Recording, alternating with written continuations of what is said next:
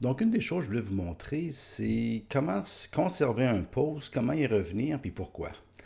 Première des choses, quand j'arrive sur un post dans mon fil d'accueil que j'aime, vous savez que ça va tellement rapidement, LinkedIn ou n'importe quoi, et le fil d'accueil roule, puis on peut revenir, des fois je reviens au bout d'une heure, 2 heures, puis toutes les nouvelles, on n'est pas capable de retrouver un post, une publication qu'on a particulièrement apprécié.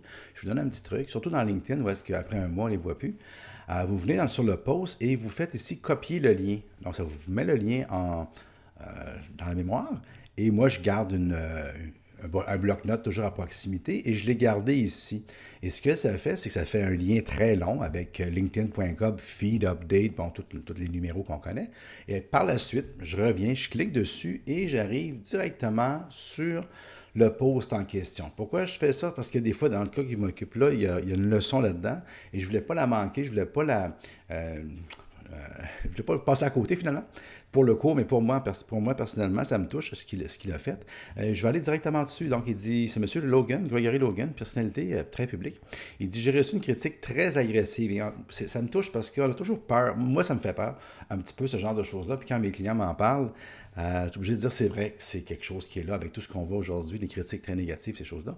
Il commence avec ça, ça m'intrigue. Il dit un gars qui insultait littéralement son activité sur LinkedIn et le genre de message qui pourrait vraiment blesser. On voit aussi dans son style de post en passant qu'il fait exprès que ce soit très long, très dégagé. S'il avait mis tout ce texte-là en passant, s'il avait tout mis le texte dans un gros paragraphe serré, vous ou moi, on n'aurait peut-être pas lu. Lui, ce qu'il fait, il fait une phrase et à chaque phrase, il fait 2 retours de chariot.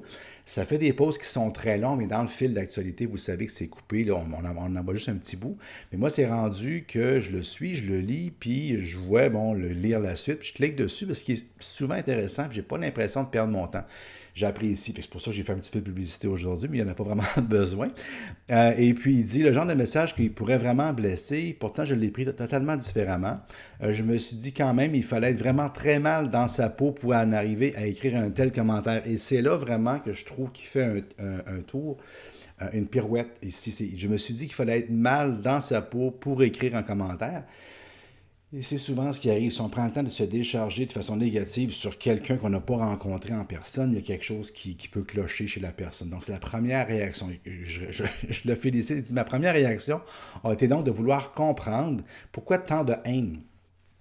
Souvent, puis moi, je vous en parle parce que ça m'a touché directement.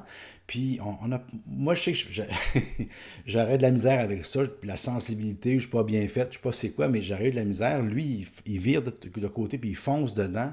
Je fais comme, wow, tu parles d'une bonne réaction, il faut que j'en reparle quelque part, fait que j'en reparle ici. Et puis, je lui ai tout simplement proposé un Skype call, un appel sur Skype, il faut quand même le faire. Fait que je fais comme, OK, je lève mon chapeau. J'avais besoin de me mettre dans cette situation, puis grande surprise, il a accepté. On s'est alors parlé pendant environ 30 minutes. Bien évidemment, les mots étaient moins haineux. C'est sûr et certain que quand on est en face à face, on ne va pas aller de la même façon que quand on écrit. Là, là, là, là, là. Et ce que je vais vous laisser sur cette capsule, c'était ici. Regardez bien la fin. On se parle de LinkedIn, c'est pas Facebook, c'est pas la même viralité. Elle est là, mais pas autant que Facebook. J'ai 10 000, mais pas lui, mais il a 10 316 j'aime.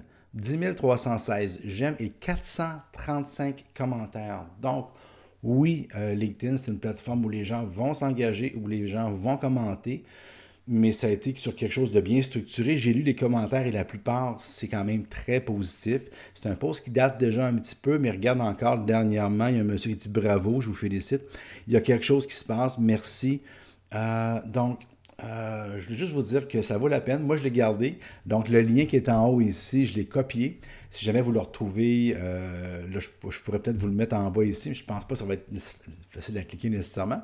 Mais c'est vraiment quelque chose d'intéressant à faire. Donc, quand vous tombez sur un post, vous pouvez le conserver, vous pouvez y revenir.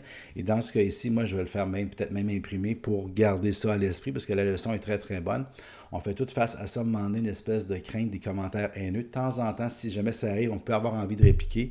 Dans son cas, ce que j'ai apprécié beaucoup, c'est qu'au lieu de répliquer, il a voulu comprendre. Puis je pense que c'est la meilleure des façons, c'est de vouloir comprendre. Merci.